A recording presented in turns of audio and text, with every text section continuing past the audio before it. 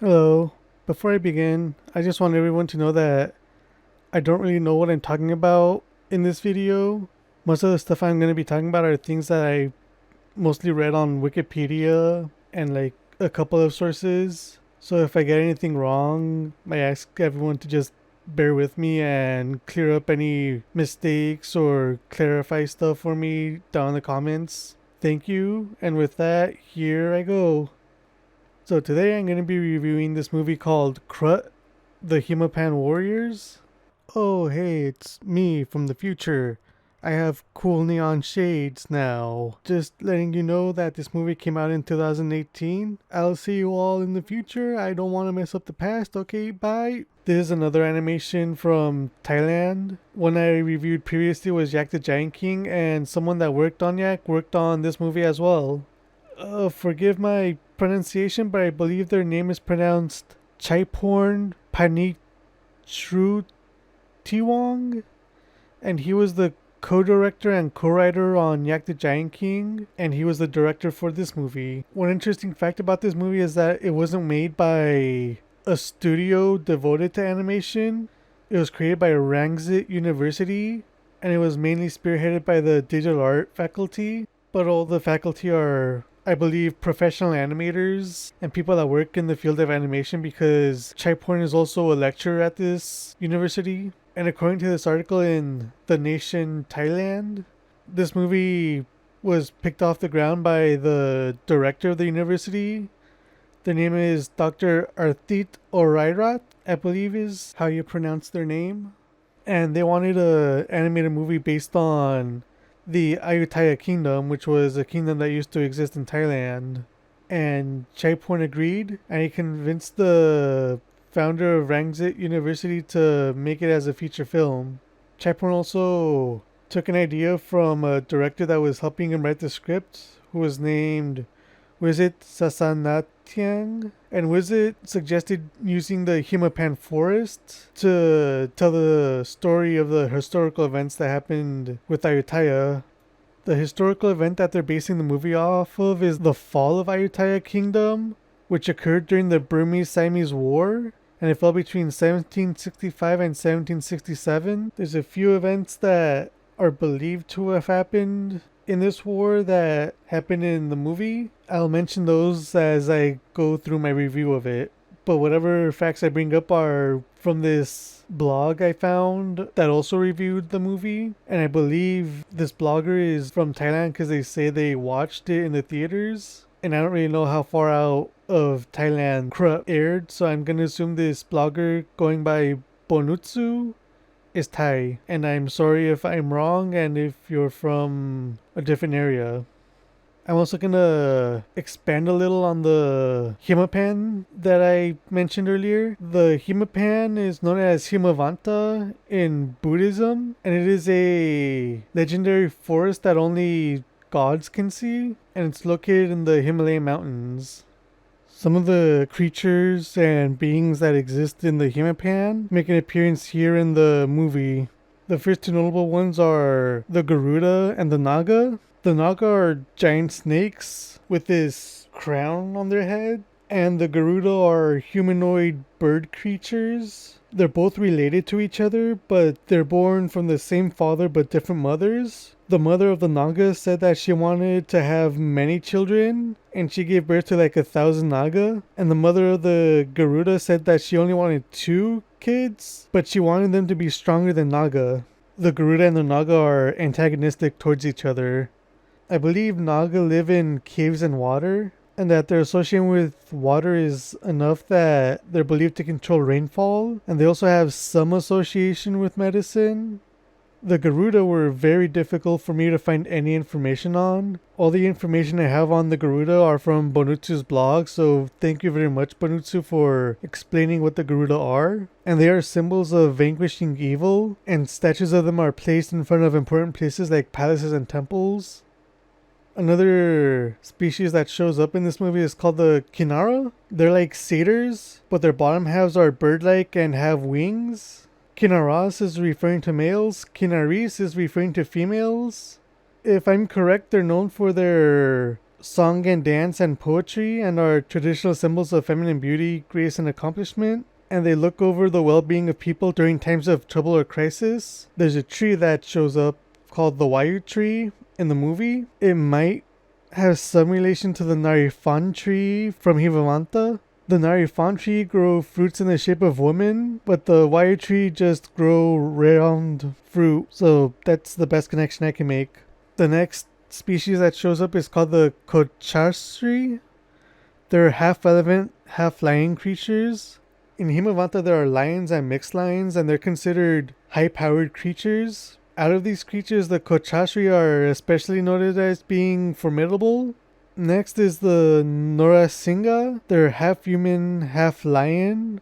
I couldn't find any information on them. I'm sorry. I'd appreciate any expansion on their role in Himavanta.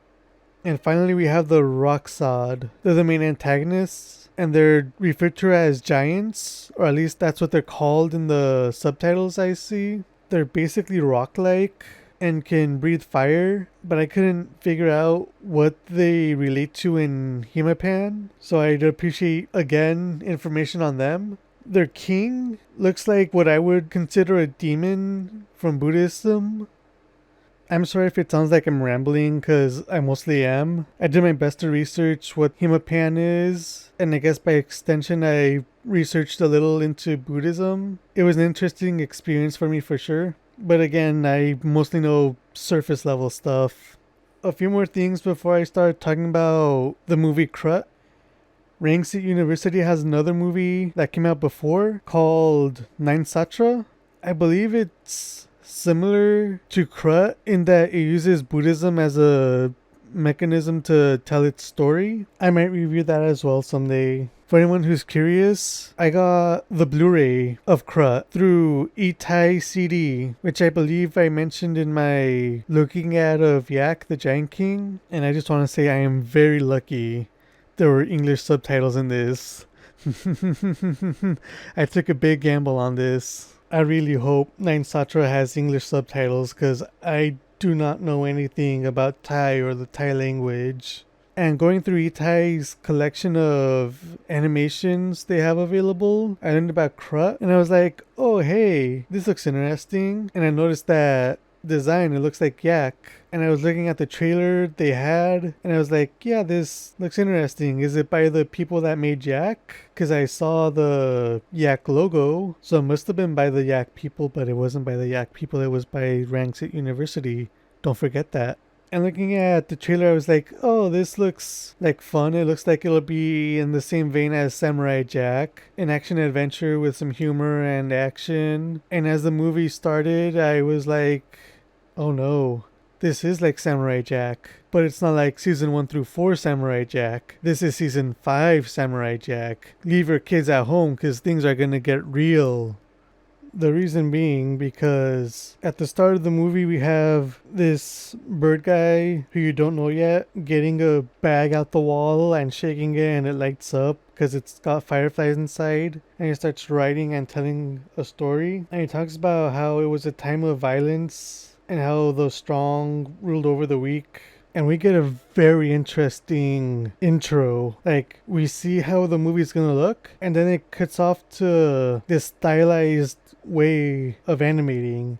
It's basically a sepia filter, but way more dramatic. It's got solid black and solid sepia, and that's it. And it has very minimal animation, and when it shows things going on, it's like sort of like the Matrix, where it's like you freeze the characters and you just circle around them. And during this, we just see people getting cut up, hit with arrows and blood flowing everywhere. We learned in this intro that the Kinara were originally leaders of Ayutthaya, but the Garuda came in and fought them and took over and made them slaves for 1,000 years until the Kinara finally broke free and led all the Kinara across the ocean to the Himapan. And then we fly through the mountains near Ayutthaya and are introduced to the Raxod, who are, again, called giants. But there's really only two characters of them that are actually pretty big. And we see one Raxod swing an axe at this elk-like creature, and the creature shakes a bit and explodes into a gory mess, and it covers the camera. And just to make a quick clarification, all of these characters have a very long lifespan. You don't learn it right away, but I just want to get it out of the way right now that the main character you follow, I think, is about 500 years old. So keep that in mind. And I guess I'm gonna start my spoiler review of Krut the Himapan Warriors. Here I go. Skip to here if you don't really want to get spoiled on this movie. And if you don't care, come along with me. I'll show you what I saw and give you my thoughts. Continuing with the movie, we get this really pretty set piece of some Garuda flying through the air. The guy in red is of course our main character. We don't learn his name yet, but I'll tell you right now just to get it out of the way. He is General Wachara. They land and he tells his brothers Wayu and Wari to go scout out. It's kind of hard to tell them apart from each other aside from Wachara. Wayu has slightly green armor and Wari has slightly blue armor. And Wari is also the comedic relief. And while they're scouting, they notice some Raxod and they get attacked by them. Back at camp, we see that Wachara is holding this needle looking thing in his hands. That'll become relevant later, but for now, the Garuda with the staff, you don't learn his name yet, but I'll tell you what it is again. His name is Perun, and he is definitely the smartest of them. You don't learn his name until like halfway through the movie.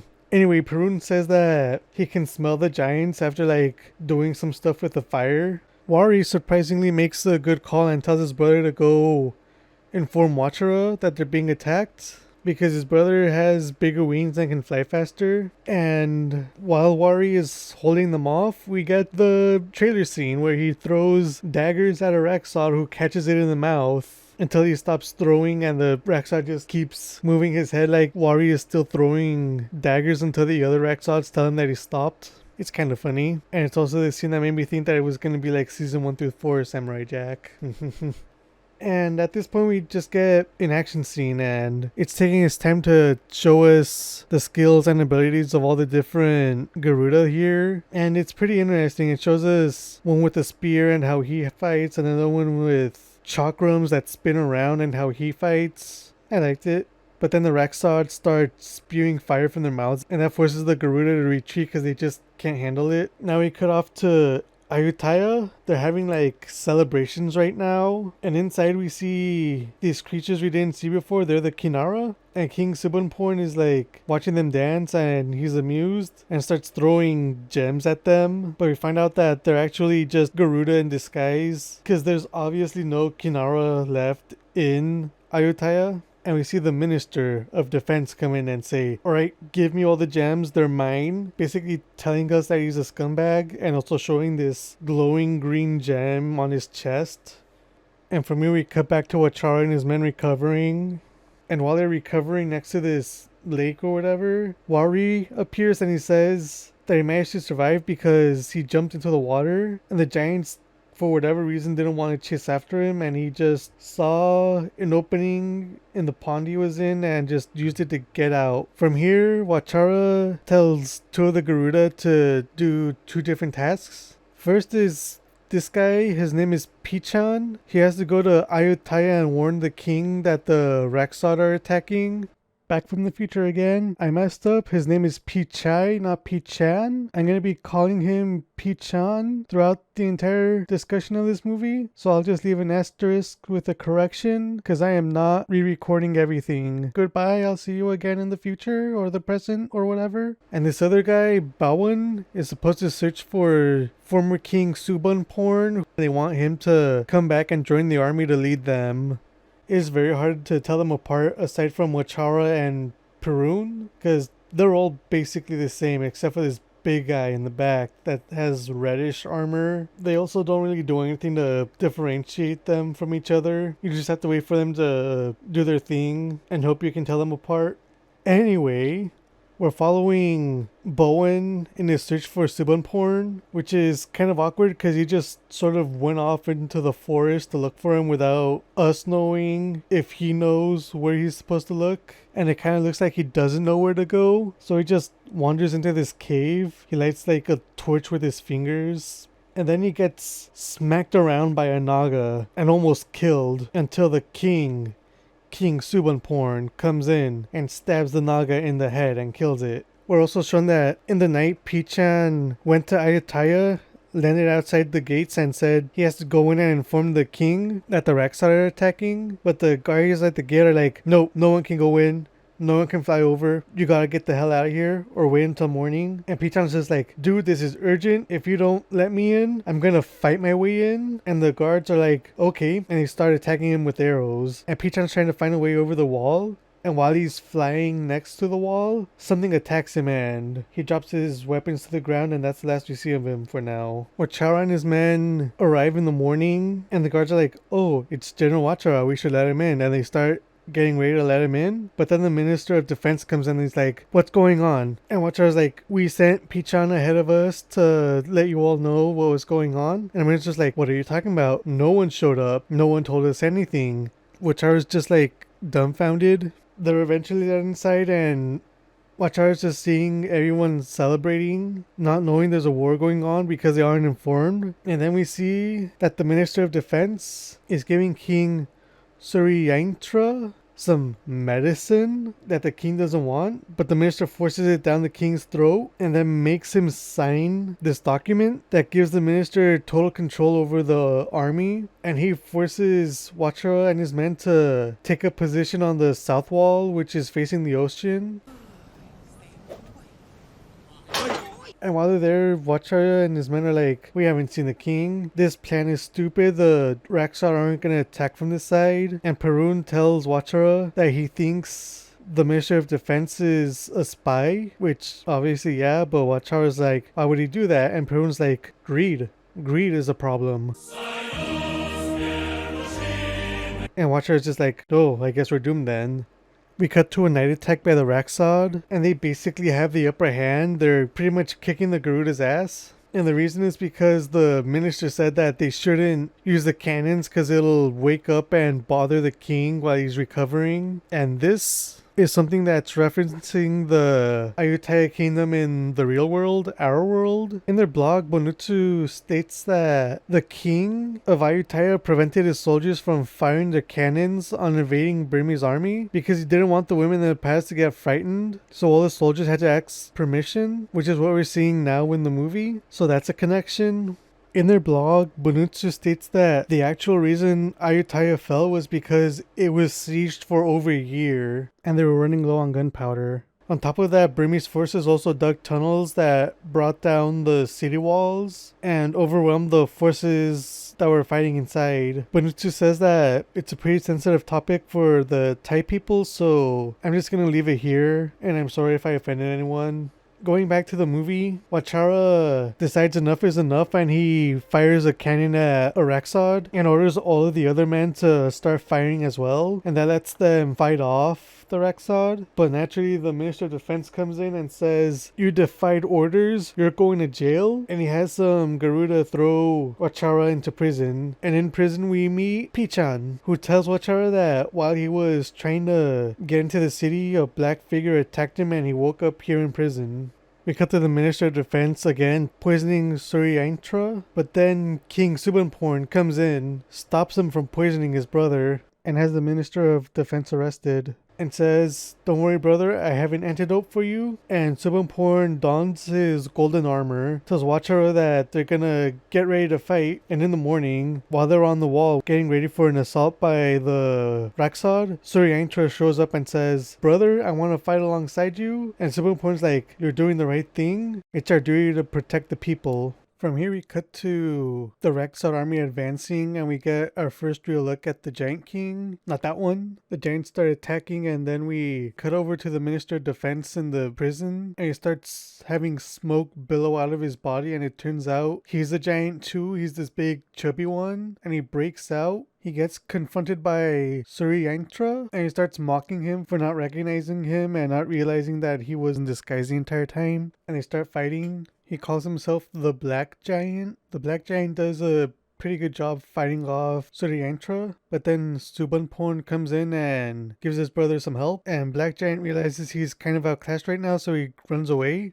But Suryantra isn't happy with him running away, so he does this leaping attack, and we see the Giant King come in, getting ready to attack Suryantra, and it does not end well for Suryantra. I'll leave it up to you to imagine what exactly goes on, and the Giant King gets slashed in the face by Subbanporn, and we see that he has a very quick healing factor and manages to easily subdue Subbanporn after doing these like 2 slashes on his torso, and he does this weird breath thing on Subbanporn. I don't know exactly what this is all about. It could be like a Horcrux thing, you know, like a Horcrux from Harry Potter or something. I don't really know. And he just has his minions take Subbanporn as a prisoner. And from here we just get scenes of the Raxod burning the place down and the people running around, not flying away despite having wings. Wachara has all his men retreat to the south wall, which faces the ocean. And he's like, we gotta get out of here. We gotta go east, I think, towards the Himapan. And they all fly off. And we get some narration from the narrator from earlier. And he tells us that it's a long, hard flight. A lot of soldiers get tired and fall to their deaths into the ocean because there's a ton of Naga that just eat them. And they're just flying for like 7 days and 7 nights until they finally reach landfall. But there's only 9 of them. And they immediately get attacked by the lion elephants I mentioned earlier. And they get chased off into the forest. They get shelter from a tree, which turns out to be alive, and all the other trees wake up and chase off the lion elephants. Just to clarify, they're called Kochasri, but I'm gonna keep calling them lion elephants because it's easier for me. So the trees can talk, and oddly enough, Perun can understand what they're saying and translate. They're called Wayu trees, and they have multiple eyes. I don't remember if I said that earlier. And they talk a little with Wachara and his group. They point out the different groups that they can go to for help. There's the Kochasri, the lion elephants, the Norasinga, the lion human hybrids, and then there's the Kinara. And Wachara's like, alright, we gotta get help from all 3 of these groups to help us, but we gotta be smart about how we do this, and we need to rest up and eat because we spent 7 days flying for our lives. And the Mayu trees are pretty cool. They grow Naripan fruit, and that fruit is named after the Naripan tree, which is in Himavanta. So the first group they go to for help is the lion elephants, and they get help from them by capturing most of them in a net, which doesn't seem very smart or friendly. And Wachara's like, we come in peace. Here's this fruit to prove we come in peace. And the lion elephant just accepts and they're all cool now, I guess. It's kind of fast and kind of weird how quickly they got their friendship. The next group they go to for help is the Norasinga. They're the half lion, half human people. Here's a screenshot showing us their territory, and I can't read that. I'm sorry. They also attack these guys, and Wachara tries negotiating with the king despite him attacking because he's being hostile, and the king starts falling to his doom, but Wachara's like, don't worry, I'll save you, and the king's like, no, let me go, and Wachara's like, nope, if you die, I die with you. And the other Garuda show up and do this spinning pinwheel thing to give them a little boost into the air and give them a soft landing, and that makes the lion human king go, alright, we'll team up with you. Let's go attack the Kinara next. And that's what they do. They go to attack the Kinara. But the Kinara live in this maze that's able to be shifted and controlled. And it seems like the vines can also be controlled. I see some that move in a natural way, so I'm assuming that's what's happening. And it's impossible for them to cut these vines. And then Wachara gets shot at by this Kinari woman. And they just sort of stare each other down and she flies away. But then a bunch of guys show up and start shooting their arrows. And they all have these metal wings on their backs. That's something I noted. And Wachara's like, alright guys, the only way we can get out of this alive is if we cut off our wings. And we see a pretty gruesome image of him just screaming and blood pouring out as he cuts his wings off. And all his men follow his example and cut their wings off, and they just start running through the maze. We cut to the black giant demanding all the Garuda they enslaved to find the gold. And he goes to Subbanporn and tells him to tell him where the treasures are. And Subbanporn is basically like, go to hell. So the black giant has his wings pulled off, and that's also pretty gruesome. And we also see the Giant King throwing a hissy fit because he can't find any of the gold. Then we cut to the Kinara kingdom, or the king of the Kinara. And he's like, 200 years ago we escaped from slavery, and now they're back. And we have to fight them off. But the girl, Kinara, from earlier says, hold on, Dad. We don't have to fight them. But that pisses her dad off, and he's like, you don't have any right to speak here. Arrest her. And so they arrest her and take her away. From here, we transition to a night scene. It looks pretty nice, and there's this character. I have no idea what this character is or who they are or what they're about. They're just sort of eating cherries, and something catches their eye, and they look up, and they fly off towards it. And it's the Kinara from earlier. I forgot to mention her name. Her name is Kanaknare? Kanaknare? Hold on, let me check. Alright, it's Kanaknare. And she calls the little bird thing by her name, and it's Sakane. And she has Sakane deliver something to Wachara. And we see Wachara, and he has like a quick flashback of a younger him and a younger Kanaknare. And Wari unconsciously smacks Sakane towards Wachara, and she delivers the thing she was given, and it's this tiny little map of the kingdom to help Wachara get through. And he in turn has Sakane deliver something to Kanaknare. It's the little gold thing in his hand, and that we saw at the very beginning of the movie. We have a short scene of Wachara leading his men to this reverse waterfall, a waterfall that goes up instead of down, and he says that's going to lead them into the Kinara kingdom. And when they enter the waterfall, the first thing they see is this giant watchtower, and they immediately get spotted. And Watchera's like, alright man, let's take this place, and they're climbing it. They're climbing the tower from the outside. I don't know why they're doing this. They're getting arrows shot at them all over the place. It would have been smarter to go inside the watchtower and take it from inside, but I guess tactics isn't Wachara's strong point. But yeah, they get to the top of the watchtower, and Wachara's using the little map to move around the maze. I don't know how they fit so much information on it, but okay. And his guys are struggling, but he gets it and opens the way for the lion elephants and the lion humans to get in. And we cut to later in the day. Wachara is meeting with the king, and he drops his sword and is like, even though my race invaded yours, we are here in peace. I'm not gonna say anything. Anyway, Wachara tells the king that Ayutthaya's been invaded by Raxod.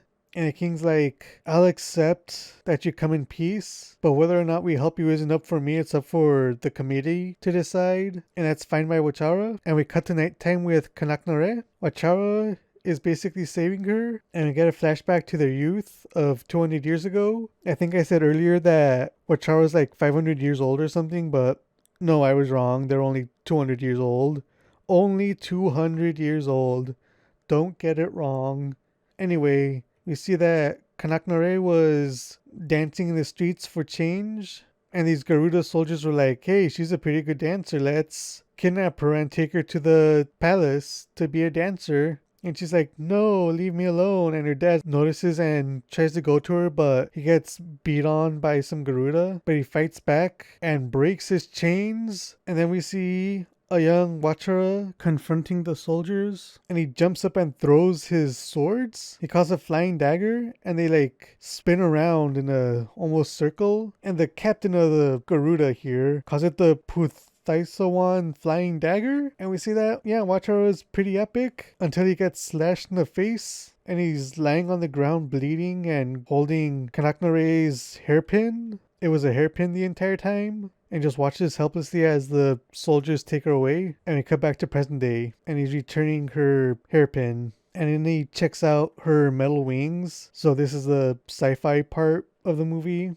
and they're waiting for some smoke signals. And she tells him that if the smoke signal is in the shape of a Kinara, it means they're not helping him. But if it's in the shape of a Garuda, they will help him. But we get smoke signals of both. So we go to the king and he's like, we'll help you, but on two conditions. First, only men can join. And Wachara's like, okay, I agree with that, because he doesn't want Kanaknare to get into danger. And second, that the Garuda are never to step into the Himapan ever again. And I guess Wachara agrees, because then we cut to a fleet of ships in the rain and the Kinara king just watching on as they sail away. But oh no, they get stuck on some rocks, and their paddles to get out are stuck in seaweed. Wari is trying to free the oars from the seaweed, and then he gets chased by Nagas. So everyone's in danger of the Nagas now. Here's the Naga King. He has, what, 7 heads? Let's see. 1, 2, 3, 4, 5, 6, 7. Yeah, 7 heads. Wraps around the boat, lifts it up, then gently puts it down, and we see the other Naga doing the same thing. And they start talking, and we find out that the Raksad are throwing poison into the ocean, hoping to kill all the sea life and turn the ocean into dry soil so they can march onto the Himapan and conquer that as well. So the Naga are now on our side. They're on the good guy side. Never mind the fact that they ate all the other Garuda from before. So they reach Ayutthaya, and they reveal that they have science wings now. They got jet wings. They're ready to fly up and fight. But the Raksad make up a firewall, a literal firewall, to keep them from advancing. But the lion elephants spray water with their trunks and stop the firewall. Wachara and his men make it into the city, and Wachara tells them to split up and find the Giant King. Wachara notices this thing on the ground leading into the palace, and he follows it inside and falls through a hole, landing underneath the palace, and we see the Giant King eating gold. And when Wachara shouts out at the Giant King blasts through the tunnel and immediately starts fighting Wachara. And he does this thing that's basically a force push. I have no idea how he can do this. And then we cut to the Black Giant. He's got a bunch of Garuda prisoner and threatening to blow them up or burn them to death if the captain and his men don't surrender, but they basically already got them where they want them. And the Black Giant attacks the captain and gets ready to fire blast him. Bawari breaks free and takes the fire blast for him, and the captain shoots his wings off and stabs his swords down the Black Giant's throat, but he still manages to shoot his fire blast. But the captain picks up the Black Giant's axe and cuts his head off, which causes the pots they were threatening to kill the Garuda with to explode, and yeah, that sucks for them. And also Wari dies, which I wasn't expecting. Cutting back to the fight with the Giant King underground, this mysterious Garuda shoots arrows at the Giant King and then shoots arrows at the scene to make it collapse onto the Giant King. And it turns out this Garuda is actually Kanaknare, and she goes to talk with Wachara and tells him that she's looking for this weapon that her father made. Oh yeah, I forgot to mention that while they were talking and having their flashback, Kanaknare mentioned that there was a weapon that her father made while they were escaping 200 years ago. And now she's looking for it, just in case. And now we cut to outside, the fire's roaring, the Garuda are burning to death, and then we see him. We see the Naga King coming out of the water with Perun on his back. And they shoot a giant blast of water that extinguishes the fire and saves the Garuda, and also kills giants, or the Rexod. And we cut back to near the beginning of the movie where Wari tells us that he wasn't chased by the Rexod. They didn't want to enter the water and go after him. They just stood there and looked. So thank you, Wari. Your life was not in vain. But then the Giant King bursts out of the underground area, and now he's really, really big. And Wachara's like, alright, I'm gonna go fight this guy. But the lion elephants get to him first, and they just start throwing themselves at him. The lion humans start throwing their spears into him, and Wachara tries attacking him too. The Kinara shoot arrows into him as well, and it looks like he's dead and everybody's celebrating. But then they get shot at. They all get shot at, because it turns out that the Giant King is spinning around and shooting all the arrows and spears back at the army. And Wachara's only barely managing to deflect everything. Perun and the Naga King try to see if more water can take out the Giant King, and it kind of works until it doesn't. and he fire blasts the water away. He hits the Naga King and Perun, and I think kills both of them in the process, which is pretty intense. Everybody's trying to do damage to him. Wachara manages to stab him in the head, but that doesn't really do anything. And Kanaknare is sort of like hitting him with her arrows, trying to stop him, but he just smacks her into the tower, and she crashes into the underground area and gets crushed by a boulder. Wachara comes in and pushes it off of her, and her blood starts flowing onto this thing in the ground. We see Wayu, and he also gets fire blasted and possibly killed. Back in the underground area, this thing starts coming out of the ground, and we get a flashback with Kanaknare and her dad, and he says that once their blood touches the machine, it would activate the engine inside and destroy Ayutthaya. He explains that he built this machine as a last resort, because if they got caught trying to escape, they'd all be killed. And at that point, since they'd all be killed, this weapon would also mutually destroy Ayutthaya. We see the weapon appearing behind the Giant King and opening up as a lotus, and this circle appears. Wachara has to shoot this golden arrow through the hoop on the lotus, and it has to land onto the Giant King to kill him. I am taking L's left and right, me from the future again. Just here to say that Kanaknare dies. Sorry about that. There's just so much happening at once, I forgot that a main character dies along with everyone else. Let's get back to it. So we just have Wachara and the Giant King squaring off. Wachara shoots the arrow at the Giant King, but he feels that it's dangerous, so he dodges, and he's all smug until he's not. And then we pan around his head to see the arrow is stuck in the back of his neck. And we see after Wachara shot his arrow, he threw his knife or his sword like he did when he was a kid, and it flies around in a circle and hits the arrow twice, smacking it into the back of the Giant King's neck. And the Giant King's like, Puthaisawan flying dagger, just like the guy from 200 years ago. The arrow activates, the machine targets the Giant King. Arrows or something? A bunch of daggers, I guess, fly out and start impaling themselves onto the Giant King. He throws up a bunch of gold for some reason, and that kills some people. And once enough of the arrows get into him, they activate these jet engines and lift him up high into the sky where he explodes. And it's a massive explosion, basically nuclear. And that sends everyone flying. And we see the aftermath, and we get the narrator from before. He's talking about how all that's left is a sad picture of a pile of ruins and dead bodies. And the former King Subonporn was taken by the giants as a prisoner of war. And we see Wachara promising to get him back one day.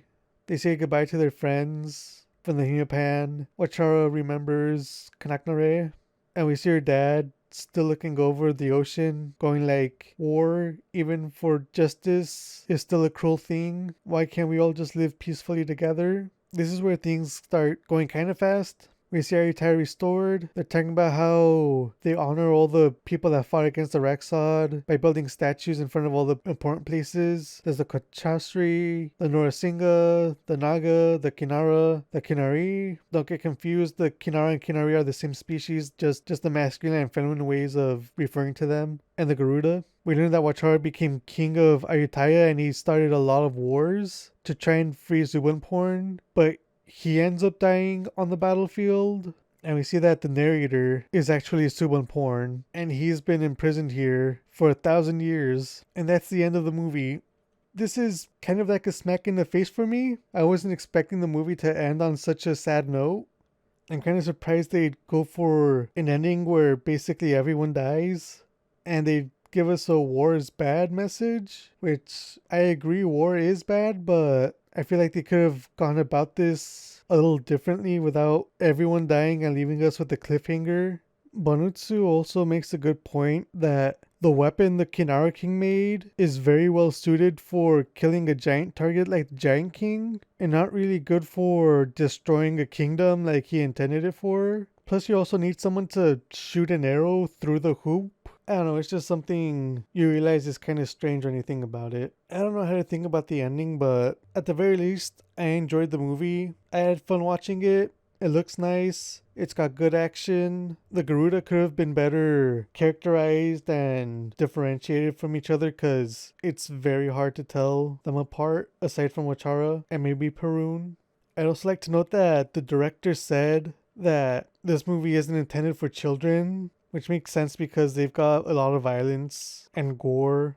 I'd also like to mention that almost all of the voice actors for this movie were professional voice actors. There's just one person that wasn't, and it was the main character, Wachara's voice actor, Narek Kugimiya.